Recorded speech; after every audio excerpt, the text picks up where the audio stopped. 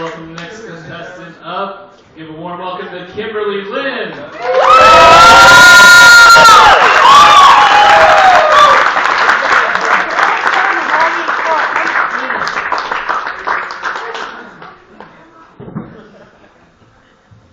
First of all, I'd like to give a big thanks to the Joke Factory for putting on this awesome event and giving all of us a chance.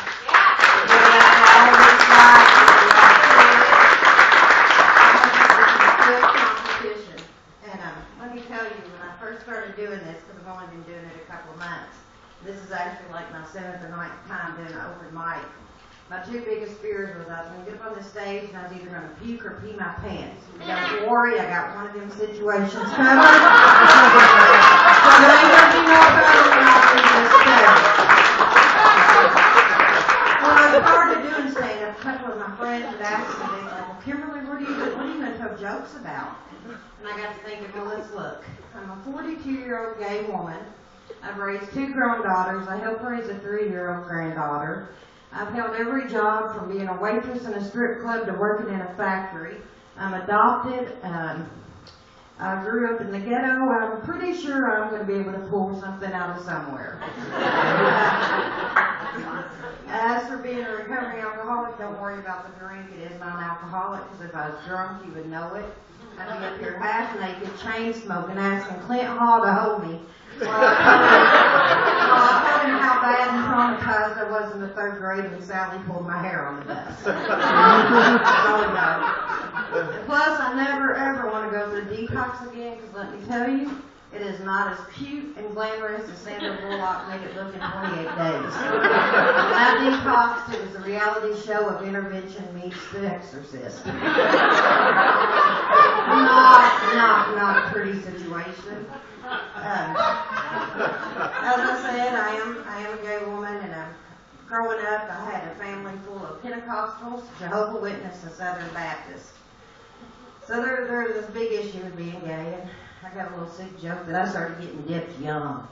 I would go to every church I could find in my small hometown of Kentucky, and I would pray, God, just take it away.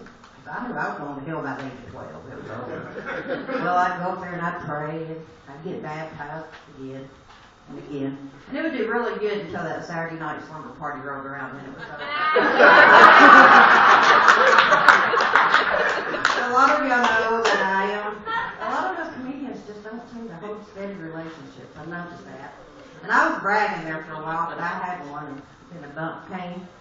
And we kind of separated, but don't worry, we're back together. Me and her got together, decided, we was going to work on the issues we both needed to address. Well, mine was kind of simple. I knocked my couple out pretty quick, but Angela, I want to let you know I finally finished yours a while ago while I was listening to the other ones. So 6:42 should be the last one. So, the relationship is doing better. As I said, I was adopted, and our birth mother came back into our life, I guess, about 6 years ago, and she got diagnosed with dementia a couple of years back, and we all know it progresses. And anyway, my sister calls me one day and tells me that Susie needs to come over, and I'm like, who? And she's like, Susie. And I'm like, who is Susie? And she's like, well, apparently it's you, and you now live in Sturgis. So I called my older sister that lives in Texas, and I was like, well, Debbie, we know who isn't the favorite now. And she's like, well, what are you talking about? I was like, I was the first one to get renamed. My mom got sick a couple of months ago, and she got real bad again, and I would go down to Kentucky and stay with her in the hospital, and every new nurse or therapist would come in the room and try to make small talk with her and ask her, how many children do you have? Are you married? And every time she would look at me for the answer. I'd be like, Mom, you got 5 children. Mom, you got 5 children. Well, after a couple of days of this, I got bored with it. So the next time she got asked and she looked at me, I was like, you got 13. And her eyes got real big. I was like, yeah, you and Dad were busy. And I was like, but you know what? I said, your favorite is Susie. I said, she's smart, beautiful, and that famous comedian. Susie. Well, folks, that's my time. And I just want to thank you all for coming out and supporting me.